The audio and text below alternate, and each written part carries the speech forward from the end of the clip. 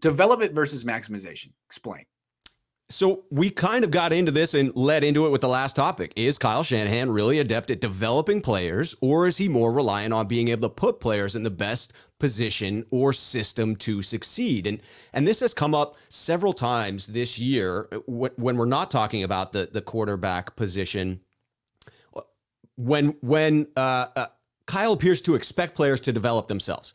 Yeah. I think that you look at the Brandon Ayuk situation or flashback a year ago. There. Let's talk about a position different than quarterback, because this is prevalent throughout the roster. Yeah, it really is. It would appear that Kyle Shanahan's stance on Brandon Ayuk is Brandon Ayuk needs to get better. Yeah.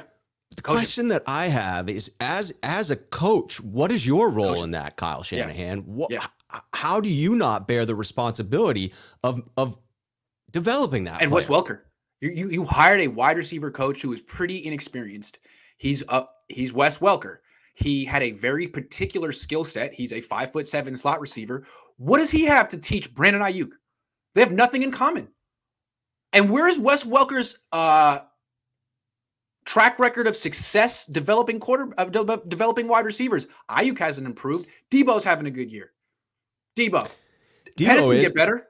And you could argue that he answered the call, that there was the same challenge issued to him of go reinvent yourself over the offseason, come back in phenomenal shape, and then we'll put you in, plug you into this system, and you'll have immediate success. And that appears to be what Debo was able to do in the offseason. That's fine if we want to talk about what are we going to do in 2022, but we don't have an offseason in between now and the next game, right? We have practices. We have opportunities for coaches to add to these players' development, right? The question for me is, what style of leadership does Kyle Shanahan believe in, and does it mesh with this idea of getting players to the next level? I think he thinks leadership is overrated because he doesn't make a concerted effort to really be one. I think his whole thing is like, look, if you're like Jim Harbaugh and you played in the league and you kind of have that natural rah-rah ability to get people fired up, great. But if you can't, if you're not that naturally and you try to fake it, they'll see right through you. So I'm just going to keep it real. I didn't play in the league. I was a bad college wide receiver who probably was only on the team because my dad's Mike Shanahan. So I'm just going to not do the whole rah-rah stuff and just come to you with my game plan for the week, and you'll either be impressed or you won't. And I think the problem is no one's impressed anymore.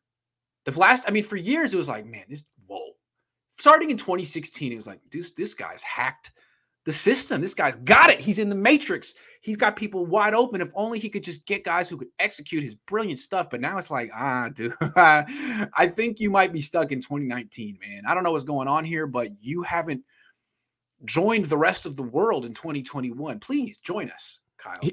He has. It's crazy to me when you look at Kyle Shanahan and his particular style of coaching. If you compare the expectation of having players develop themselves to someone like John Harbaugh, if you ever go and watch John Harbaugh and his belief in servant leadership, for John Harbaugh, it's all about how can I make you more successful? How can I help you? Help me help you. What do you believe is the correct course forward? You see it when he wants to go for it on fourth down, right? He knows he's going for it already, but he looks at Lamar. You can see him say, hey, you want to go for this? What do you want to do? Of course Lamar wants to. He knows the answer to that question before he asks it. But let me empower my quarterback. Empowerment, yes. Absolutely. Creating buy-in. Do you think that Lamar now, after having said, yes, we should go for it on 4th and 2, is now personally invested in getting that first down? Of course. Absolutely. The entire nation just watched him say, yes, let's go for it. Yeah. He is emotionally invested in that play. Yeah. You don't see that from Kyle Shanahan. I don't either. And if they were to, it's going to be interesting. Saleh had it. D'Amico has it. D'Amico may have it more than Saleh, because Saleh made a big thing about it, like jumping up and down, the veins popping out. I'm so enthusiastic. D'Amico is just it's a little more effortless. He played. Everyone knows who he is. And he's got that same level of enthusiasm, but just, I don't know, a little bit more gravitas because he's freaking D'Amico Ryans. Yeah. I'd say he has a little cooler vibe than Saleh. Saleh had a very macho, robust aura to him. D'Amico comes across a little bit cooler, a little I think more that relaxed. Robert Saleh was very also crafted. Mm, This is what I have to do. I didn't play in the league, but this is the image I want to portray. Whereas yeah. D'Amico is a little bit more. Maybe he's crafted too. It doesn't come across as much. Like, this is who I am. Yeah. And It's who I've been since I was the rookie of the year in 2006. right. He has some of that Yeah. coming in. To your earlier point, it felt as if Kyle Shanahan was miles ahead of the league in 2016, and that his offense was untouchable, and therefore 2019 too. Yeah, you didn't really look at these shortcomings, but now it seems as if the league has caught up, that other offenses that are running similar systems to Kyle's are having greater success than he is running his own system.